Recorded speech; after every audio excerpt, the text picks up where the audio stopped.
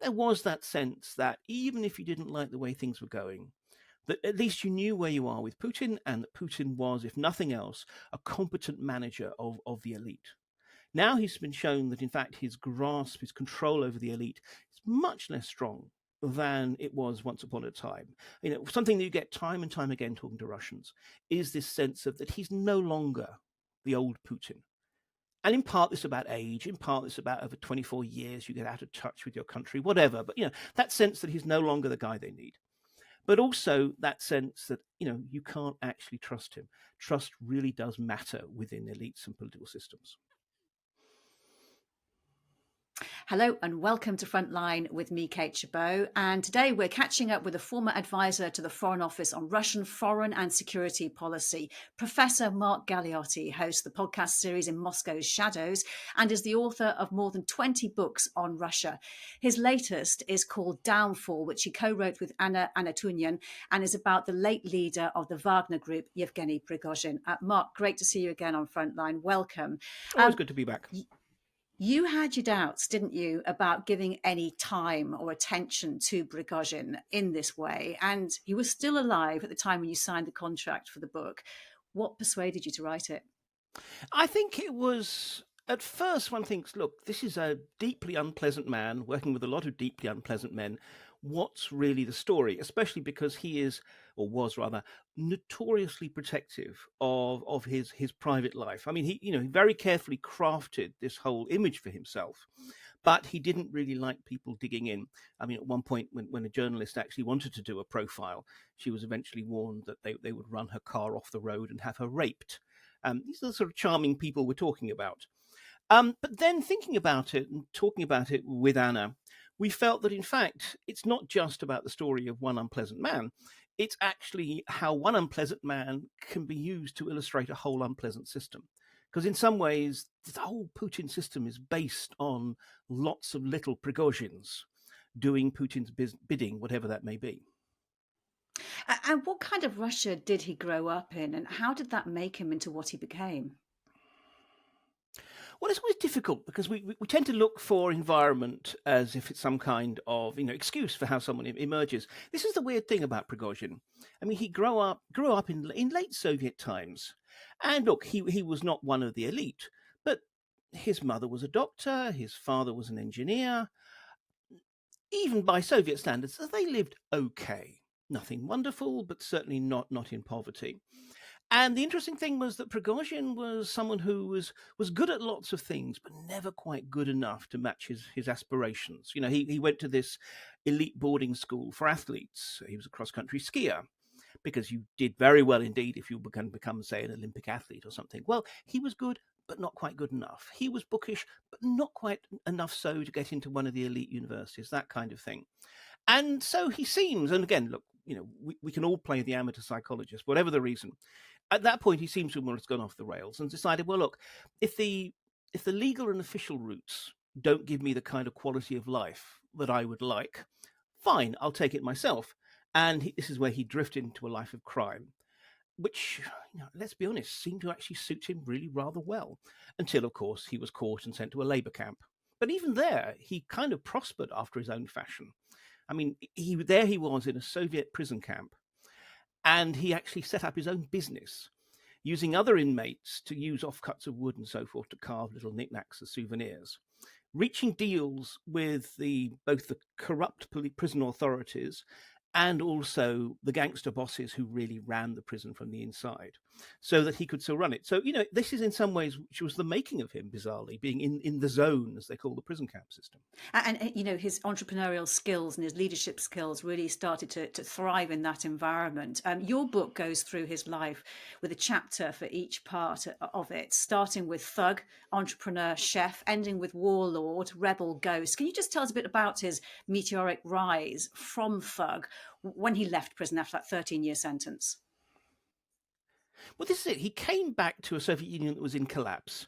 Like Putin, he had missed on all the optimistic elements of Gorbachev's years of perestroika and reform in the 1980s, when there was still some hope that something good could come out of the Soviet Union. Instead, he comes into a country in collapse, which is precisely where an entrepreneur with a willingness to use violence and a knack for making politically useful allies can thrive.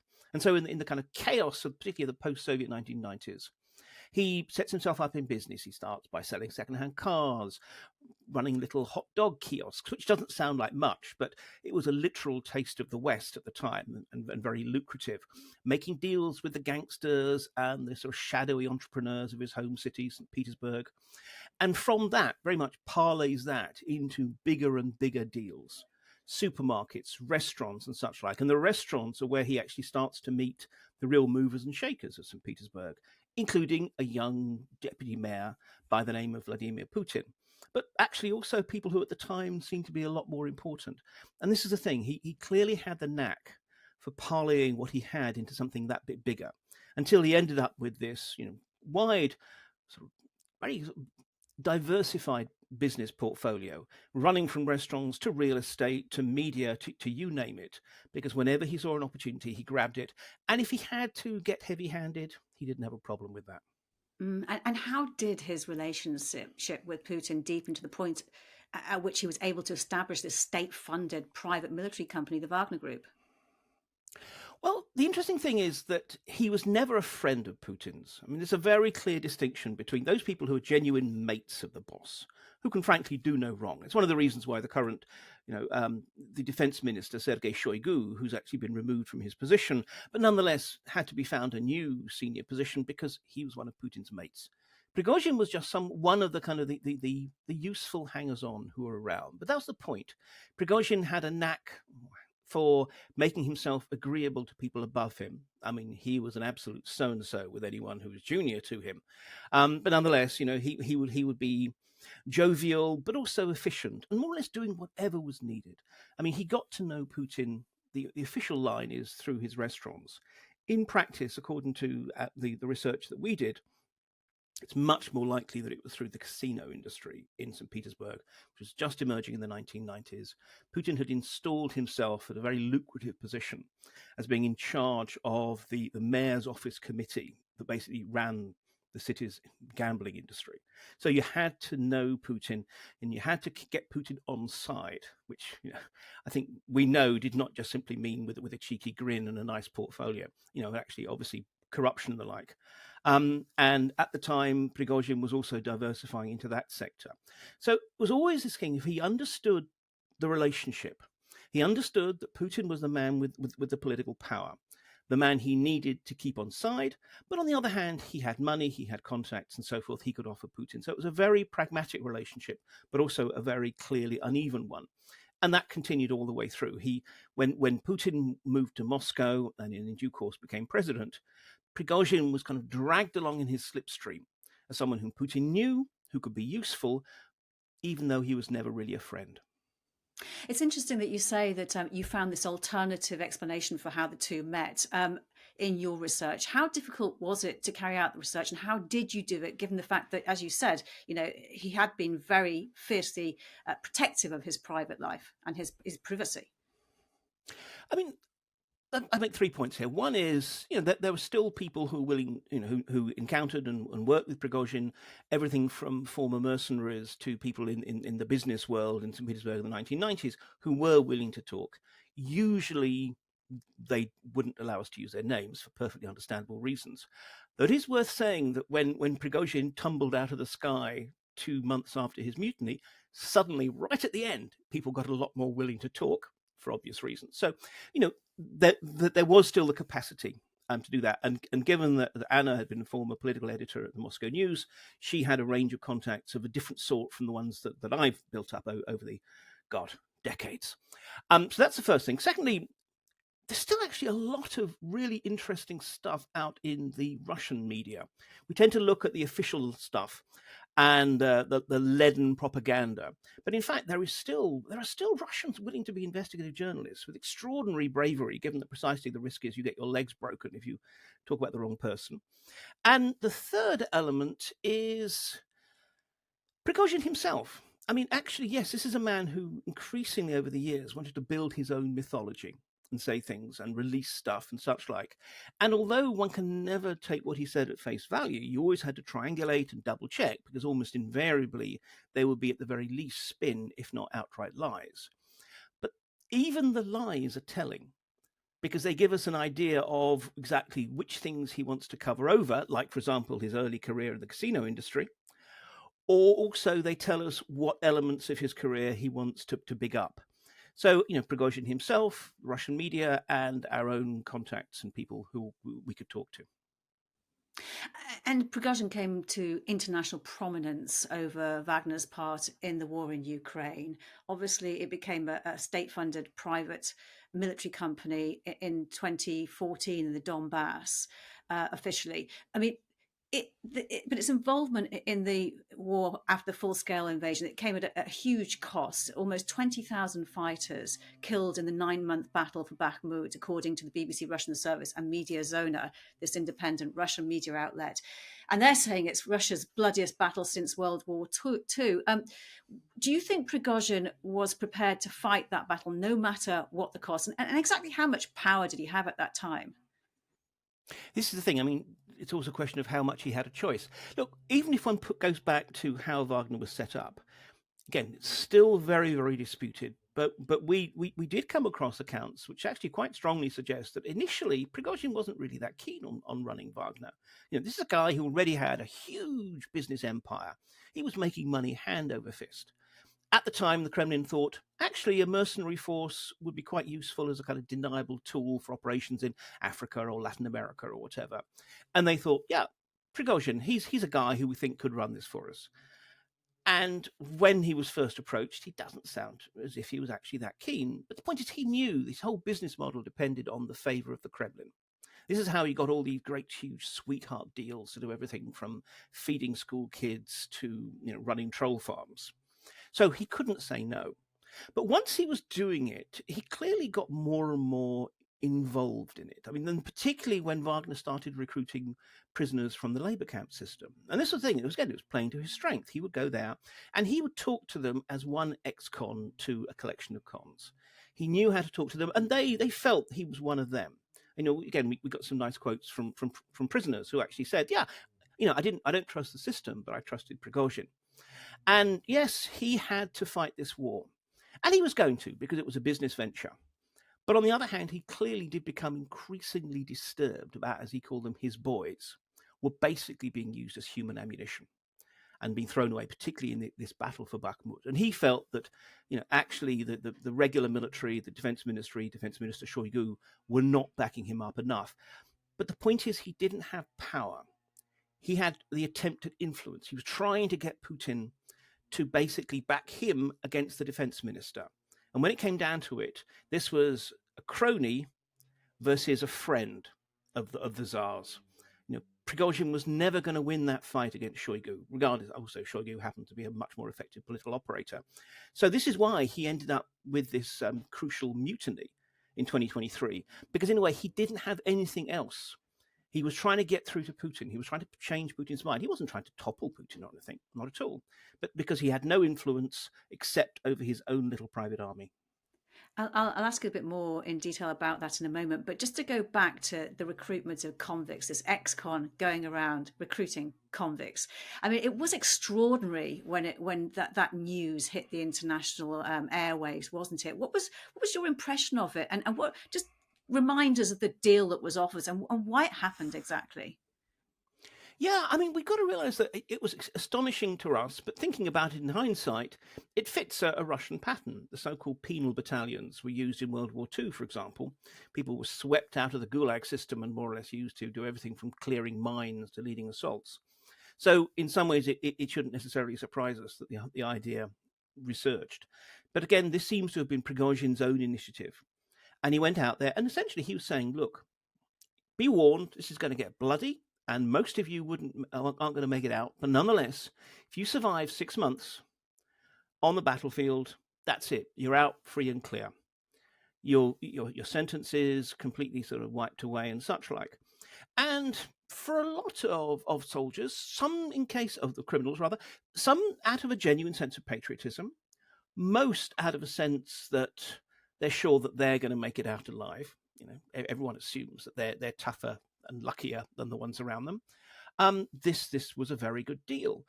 And from Prigozhin's point of view, it did the crucial thing, which is actually allow him to suddenly surge the size of Wagner.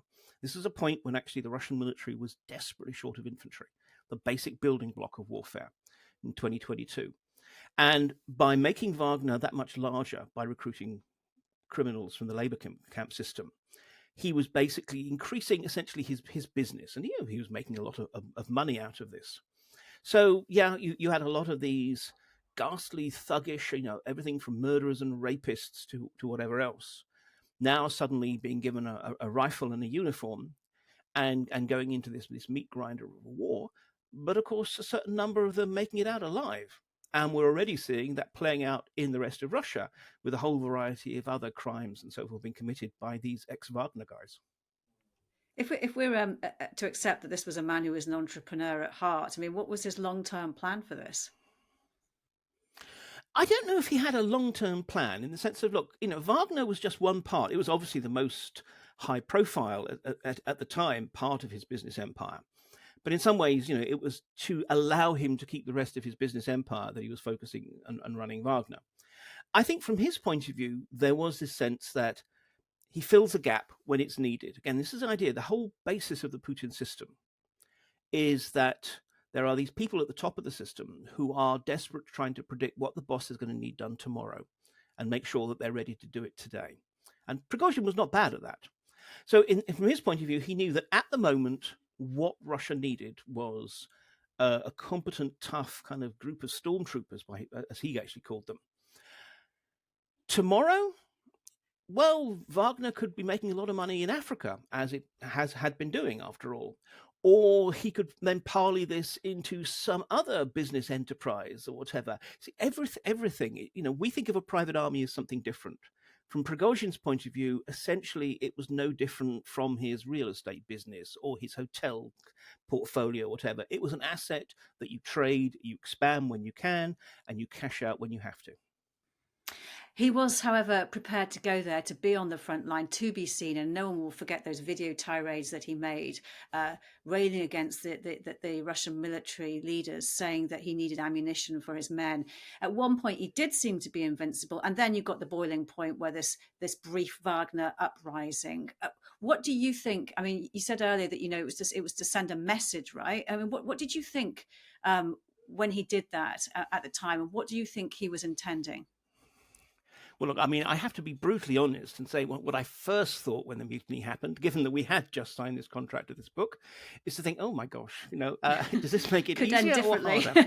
Yeah, exactly. So a very solipsistic way of thinking about it. No, but after that, I mean, this is the interesting thing. Look, I'm by training a historian, and we may regard this as extraordinary. But if you go back to the heyday of the mercenary in the sort of late medieval and the Renaissance era, it was by no means unusual for mercenary armies to essentially turn back and march on their paymasters as a way of trying to renegotiate their contract. And this is really what was happening. Now, Prigozhin accidentally was becoming a rebel. In particular, you mentioned those tirades, which are kind of fascinating and bizarre things, especially when you have to watch them over and over again because you're writing a damn book about as you them. did.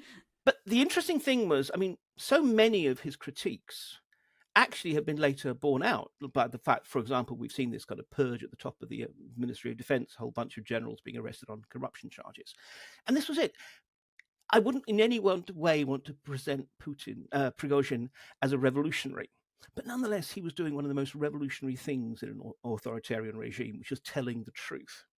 But when it came down to it, ultimately, he was a businessman, and a rather thuggish one at that. And he was up against, in Defense Minister Shoigu, probably the most subtle and effective political operator in the Putin government, a man whose political career predates Putin's. And behind the scenes, Shoigu was winning. And I think that was also one of the things. We have to remember the emotional side of politics. What Prigozhin did was an attempt as a sort of last ditch attempt to kind of get Putin on side and back him over Shoigu. But it was also a man who, to a large degree genuinely, but especially in his own mythology, had never been defeated. He'd always, when he'd locked horns with rivals, found some way of beating them. And here was Shoigu winning. And it's interesting how far, Prigozhin clearly had been shaped by the labor camp system and a lot of the sort of the very kind of thuggish macho culture which is within it. And one of that is always you never back down. If you back down once, you're going to be backing down many a time. So I think there was a sense almost like he just could not bring himself just to swallow a defeat and walk away from Wagner. And having said that, he did back down, didn't he? Because he made this attempt. He went over the border. He took over the military headquarters in Rostov-on-Don, but he didn't get to Moscow, and he stopped. And he called it all off as soon as almost as quickly as it started. Can you just explain how Putin reacted at the time and why you think he reacted in those initial moments? Putin is, I think it's fair to say, not good in a crisis. And the interesting thing is what happened is, as we've seen in similar situations in the past, at first Putin just disappeared from view. You would think, as soon as it's clear that a mercenary army has turned upon you, has just occupied this city, Rostov-on-Don, which includes the headquarters for your operations in Ukraine, and there's an element of it beginning to move towards Moscow, you'd think he'd be right. Putin would be immediately out there calling it out. He didn't really until basically the next morning. And then he did. He called it sort of treachery and the like. And I think this is the key thing.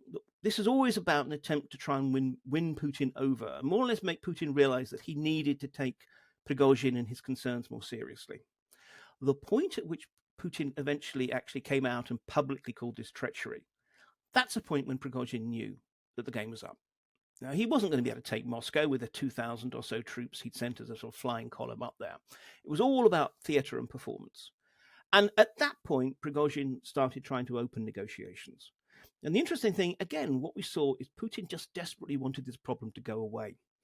It was humiliating for him. I mean, he's always meant to be the guy who's able to manage the elite, and he clearly have failed in this crisis. When people had been telling him for months that the Prigozhin-Shoigu rivalry was going to get dangerous, he had his own security apparatus not joining the mutiny, but not, frankly, showing any particular enthusiasm for stopping it. I mean, the head of the National Guard, Viktor Zolotov, real Putin loyalist, spent basically all of that crucial day on the phones, trying to get in touch with local commanders and get them to try and stop Wagner. And they made a damn sort of strong campaign of not being contactable by phone, so that they could avoid getting orders that they'd have to either refuse or follow. So in that crisis, actually, Prigozhin got probably a much better deal than he probably would have been expecting, in that, he seems to get away with it. And at that particular moment, it wasn't inevitable that Prigozhin would be punished in a fatal way for this. Can you tell us about the reprieve that was offered by Putin less than a week after the uprising? What happened exactly? Well, the deal that was struck, and it was sort of struck by basically Putin's kind of most senior political operatives, with the president of Belarus, Lukashenko, kind of providing a sort of, heavyweight support, was essentially that he has to give up Wagner in Russia and Ukraine. But he can keep the side of Wagner, which is still operating and making a lot of money across Africa and elsewhere. And he can go and set up his base in Belarus, and he might lose some of his business holdings at home, but essentially he'd be able to keep the Concord Group, which is his kind of overarching holding company. So, from his point of view, he's launched a mutiny. His guys have shot down Russian planes and helicopters. He's humiliated Putin. And yet he's basically, not only is he getting away with it, he's invited for tea at the Kremlin with a whole bunch of his senior commanders. And when Putin more or less suggests, well, how about we put your main chief of staff, man with a sort of call sign of Sedoy, grey hair, in charge, Prigozhin says, no, the boys won't agree with that. So, actually Prigozhin is by that point beginning to bounce back and thinking, oh, actually, I'm, maybe a more powerful and a stronger position than I thought. And again, this is a humiliation for Putin. He made too easy, he was too slow at responding. When he did, he wanted this to go away so desperately that he made too generous a deal with Prigozhin. And so Prigozhin's frankly feeling his oats by that point. Is that what went wrong then? Is that why it didn't work? Was it just that Prigozhin by this point had got too cocky and had pushed it just a little bit too far? I think it's a combination of things. Yes, that's absolutely the case. We saw this with a big Africa summit that was held in St. Petersburg, where Prigozhin was very pointedly not invited, but he still turns up in St. Petersburg, kind of holding all kind of meetings on the margins. Again, it's almost like he doesn't know that he's not welcome, or he's trying to push things. But also, I think that when the immediate crisis goes, this is what tends to happen. Putin panics in a crisis and tends to overreact one way or the other, and then over time realizes what he's done. And there were certainly a lot of people around him who had no time for Prigozhin, including Nikolai Patrushev, who at the time was Putin's sort of effectively national security advisor, who clearly was telling him, look, this isn't going to work. And so eventually, again, in some ways, Putin overreacts the other way and decides the only way of quite literally clipping Prigozhin's wings is to have his plane brought down. And how do you think this whole experience has influenced the way that Putin has shaped his military leadership and political entourage since his re-election? I think the interesting thing is I don't think it's had a huge effect in terms of shaping his political leadership. Yes, it's led to Shoigu's, in due course, rotation away from the defense ministry. In some ways, actually, Prigozhin, I think, delayed that, because Putin had to allow a certain amount of time to pass. Otherwise, it looked like he was giving in, even posthumously, to what Prigozhin wanted. But so, we have seen some changes. But the main thing is actually the degree to which Putin hasn't responded. I mean, there's no way of getting around the fact that from the point of view of the elite, yes, Putin was able to show strength in the sense of he was able to kill Prigozhin, but frankly, that was never in doubt. If there's one thing that Putin's regime can do is kill people, unfortunately. But mainly, it's precisely the very fact that Putin has to flip-flop, and Putin has to do one thing that he's never done in the past, which is actually break a deal with an insider. Look, Putin lies to all and sundry, breaks international law before breakfast, not a problem. But the idea that within the ranks of the loyalists, you have to know that if you make a deal with the boss will keep to that, is really important, because there's no rule of law. It's only really, it's like a mafia family. This time Putin broke it, and that really was quite shocking within the elite. And do you think that breaking of the deal with an insider has had an effect on those on whom Putin has counted for loyalty? Do they now feel, well, if he's gone, anyone can go, and actually our loyalty counts for nothing? Yes, I think obviously no one's going to turn against Putin tomorrow, because Putin has killed the one person who made the sort of the greatest challenge. But it's a different kind of relationship. It's a relationship of the hostage and the hostage taker more than the sort of willing ally. And there are going to be future crises. That's something that's always going to be the case in politics. And the point is, next time Putin has to make a deal with someone, will they actually feel they can make that deal?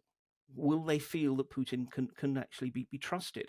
And it might sound silly to talk about trust in the context of this kind of vicious, self-interested, kleptocratic regime.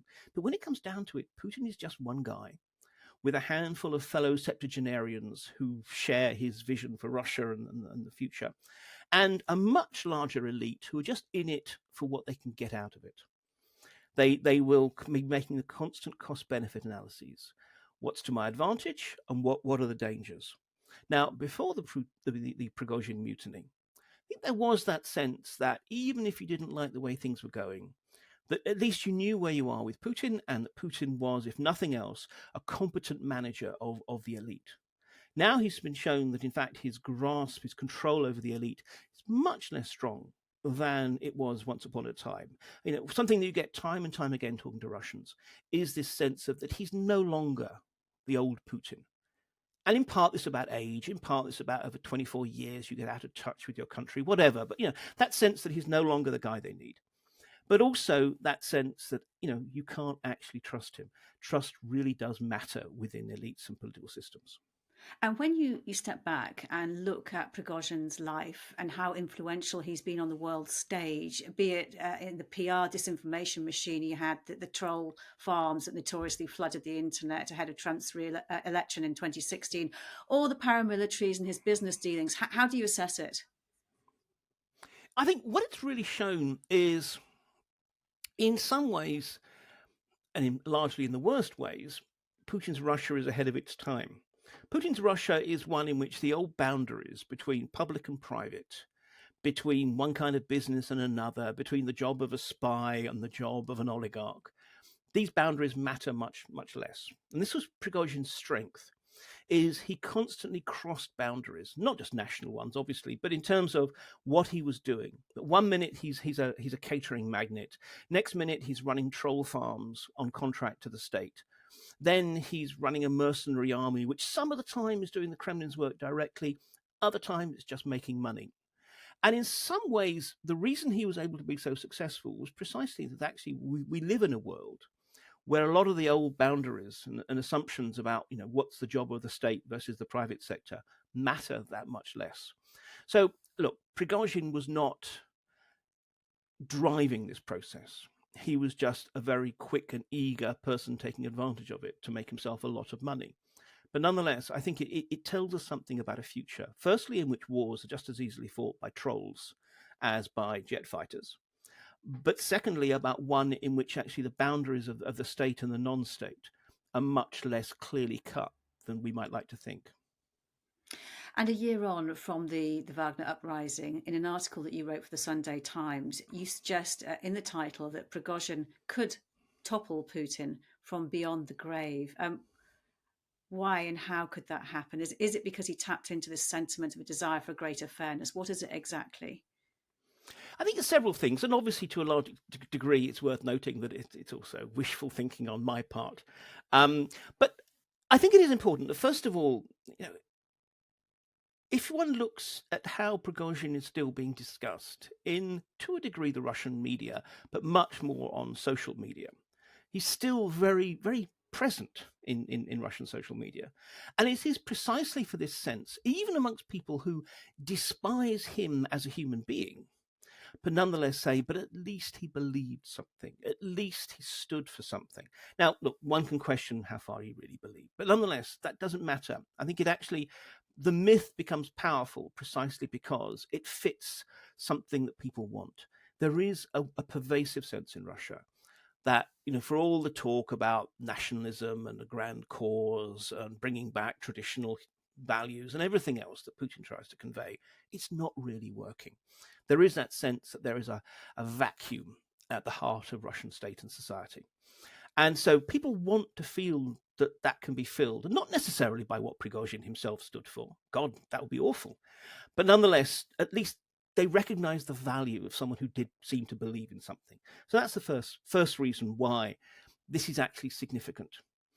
And secondly, again, it is about the corrosion of Putin's control over his elite that is absolutely crucial. Now, it's not corrosion that has actually broken the system yet, but nonetheless, it means that the next crisis that it goes into, it will be that much weaker. That the old fallbacks, which is Putin's personal authority and his control over the security apparatus, which is kind of the final backstop of his rule, both of those have now been shaken. So, I don't know when and what the next crisis will be. It may well be that the next crisis will be settled, whatever. But nonetheless, the Kremlin will go into it weaker than it was before the mutiny. So in that light, just finally, Mark, how safe do you think Putin feels and is in his presidency right now? I mean, trying to crawl into the recesses of Putin's mind is always one of the trickiest things to know what he believes. I mean, I think that on one level, I suspect he feels fairly safe and confident. Internationally speaking, Russia's not doing too badly. It's still managing to advance, even if slowly, in Ukraine. The West is looking pretty wobbly, and that's even before the American elections. And likewise, no one at the moment is standing up against him. I mean, he's basically wiped out the domestic liberal opposition, with Navalny, the opposition leader, dying in a Russian labor camp, and Prigozhin, as an example, shall I say, of the nationalist opposition, dying in a mysterious, quote unquote, plane crash. So on one level, one would think that he's very secure. But on the other hand, the very fact that he is actually having to reshuffle his military leadership, the very fact that he's actually having to keep trying to hammer home some sense of a sort of an ideological purpose of what's going on. I mean, I don't think that he regards himself as anything like as insecure as he probably is. because if nothing else, everyone around him will be reassuring him that everything is fine and everything is great. He's now surrounded himself with yes men. But even he must be feeling a certain insecurity. That sense of the unexpected crisis that is just over the horizon. And I think that I think is going to be one of the particular issues is he, next time there's a crisis, going to once again just go and hide and hope that it'll go away naturally? Or precisely because of Prigozhin, will he overreact and treat something that's relatively minor and fixable as if it's a major existential threat? Again, if we look at his past record, which is only an imperfect guide to his future, but nonetheless, it's basically the best we've got. That's what he tends to do. He hides or he overreacts. And I think both of those tendencies will now be exaggerated. Mark Galeotti, good to speak to you. Thank you very much. Always a pleasure. Thank you. And Mark's book, Downfall, is out now. You've been watching Frontline for Times Radio with me, Kate Gerbeau. If you'd like to support us, you can subscribe now or listen to Times Radio or go to thetimes.co.uk. My thanks to our producer, Louis Sykes, and to you for watching. Bye for now.